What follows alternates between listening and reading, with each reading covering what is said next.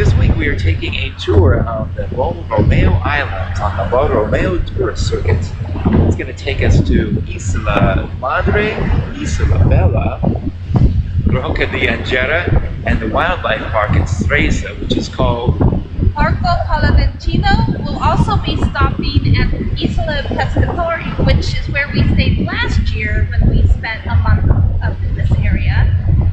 But they don't charge an entrance fee to the island, so it's not part of the circuit. Amazing how that works. And we take a ferry to all of the stops, hence my hair.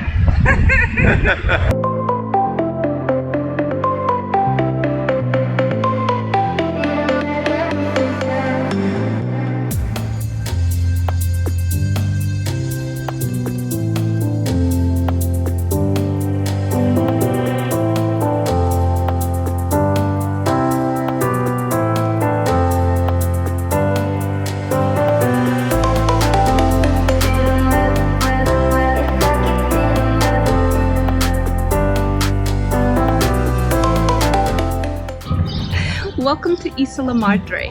Isola Madre was purchased by the Borromeo family in 1500. It is the largest island of the islands on Lago Maggiore, and because it was the first island and the largest, it is the mother of all islands, hence Isola Madre. In 800, a church and a cemetery was built here, and they cultivated olive trees. And this plaza that we're standing in now was built over that church and cemetery. And behind us is the Staircase of the Dead, which is all that remains of the cemetery.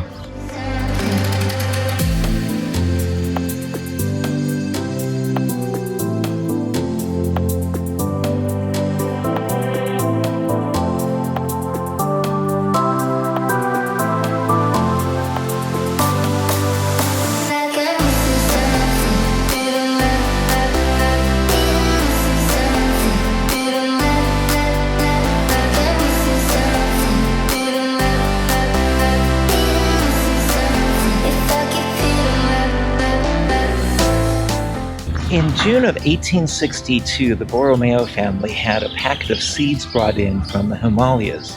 And amongst those seeds was a cypress of Kashmir, which was planted in that year, and you can see behind us. This is the largest tree of this type in Europe, and it's extremely rare in Europe as well as in the Himalayas now. In 2006, however, a huge tornado swept the islands and destroyed much of the gardens and toppled the tree. The tree is such an important symbol to the island and to the area. They worked feverishly to try to replant it and make sure and regenerate the ability to grow. And you can see the stakes with these massive cables to keep it upright. So far, so good. They had to helicopter in cranes to get it upright and then reestablish its roots. And as Kim said, it's doing great.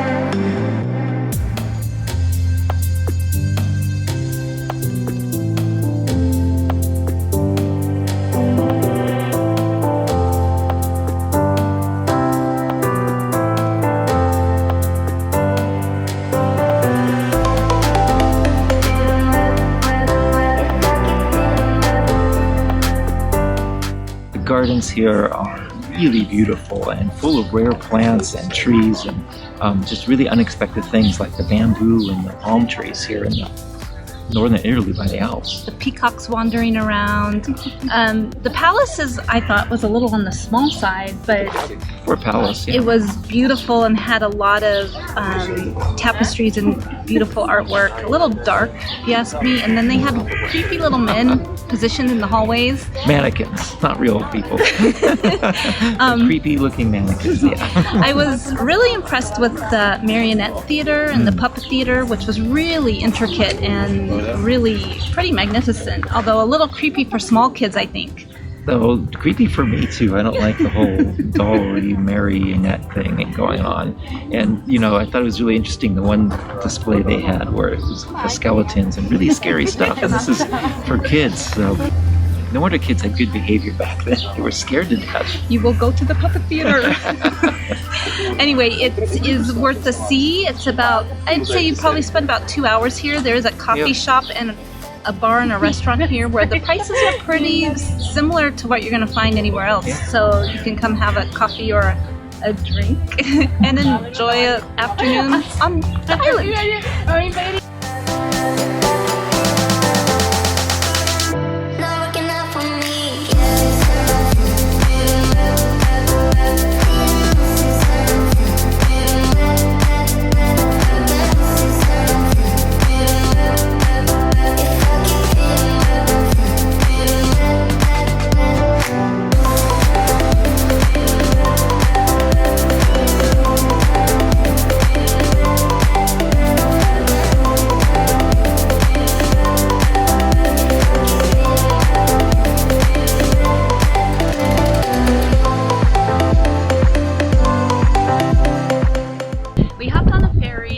All the way down Lago Maggiore to the city of Angera, where we climbed a very, very steep hill, and we landed on top of it, and now we're at the castle. And this is the Castello de Borromeo, which was built in the 1200s and then purchased by the Borromeo family in the 1500s.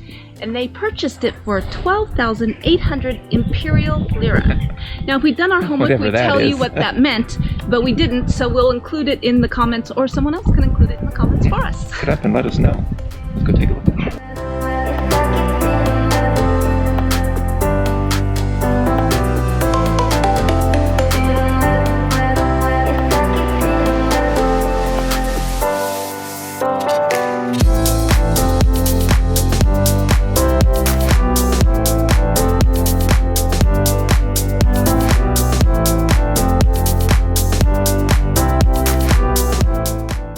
We are in the Hall of Justice, which contains original paintings from the 1200s. The paintings depict the victory of the Archbishop of Milan in the Battle of Desio.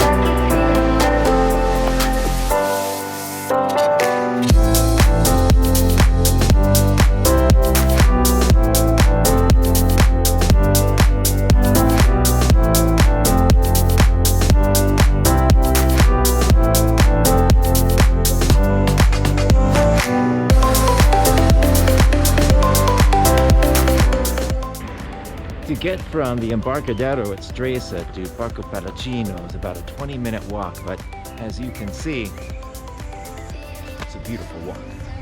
And along the way is this random little miniature golf course.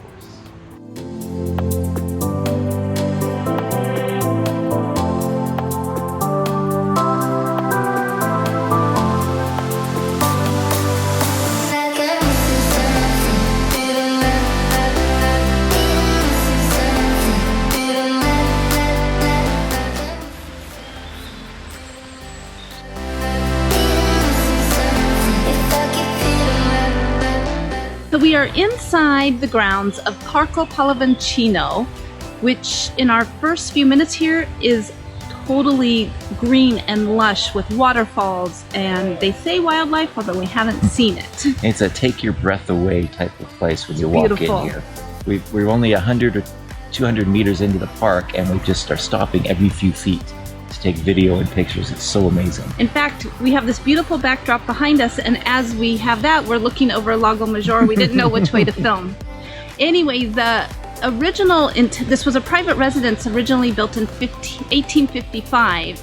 And then in 1956, they transferred it into a wildlife sanctuary. And so that's what it is now. And eventually it became part of the Borromeo Tourist Circuit in 2017, so just recently. Right. So it was open to the public in the 50s. It holds just about 50 species of animals, including a rare type of Tibetan goat. Ooh, let's go find them.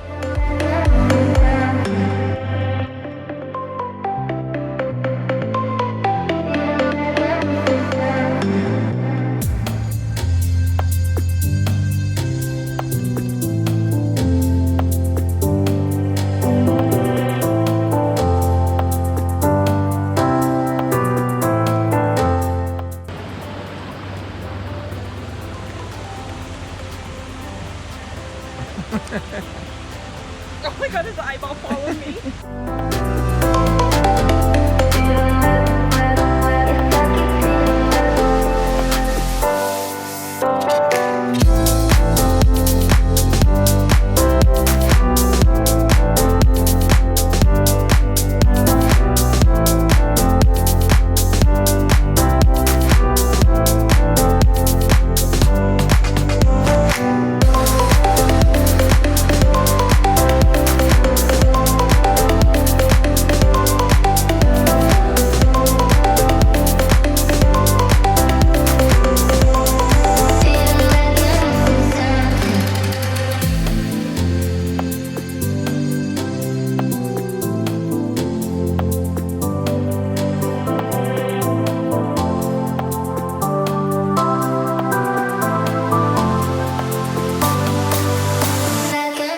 We've just spent the last few hours wandering the grounds at Parco Pallavicino.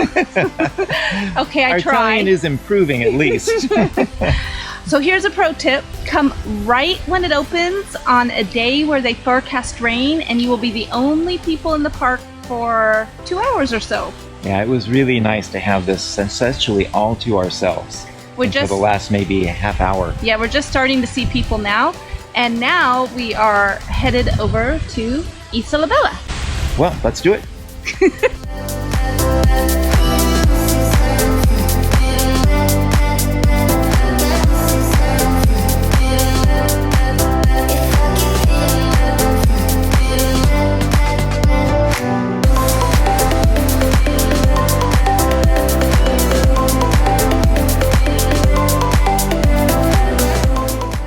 Okay, we're here on the island of Isola Bella, and it is obviously owned by the Borromeo family. They still have private apartments on the island, and this island is known for its beautiful terraced garden and huge palace, which you can sort of see behind us.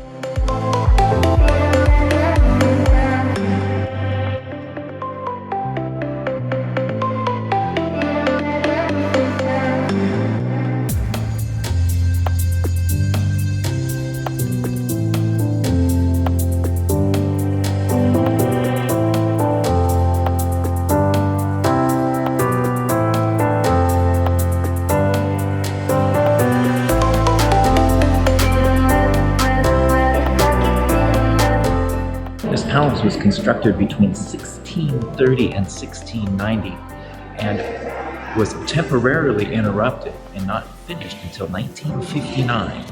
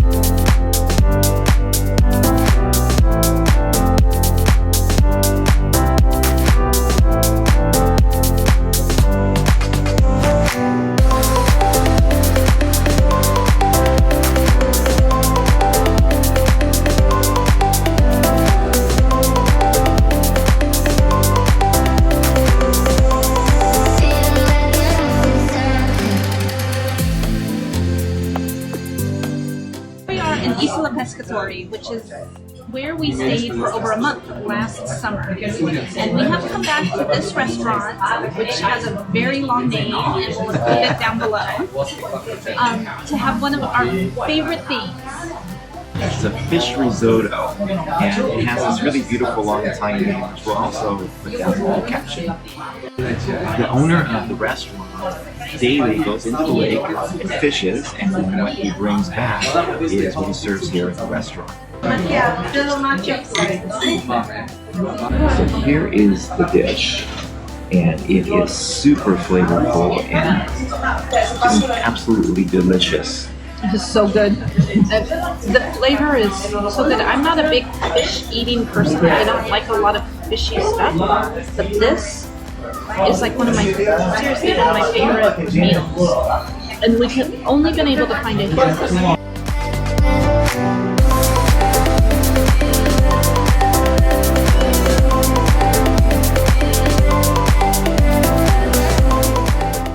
One of the reasons why we love Isola Pescatori so much is because last summer we stayed a whole month on the island. And while it does shut down at 7 p.m., we had a lot of fun roaming the small tiny island and its little hidden alleyways all summer long. And right behind us is the apartment where we stay.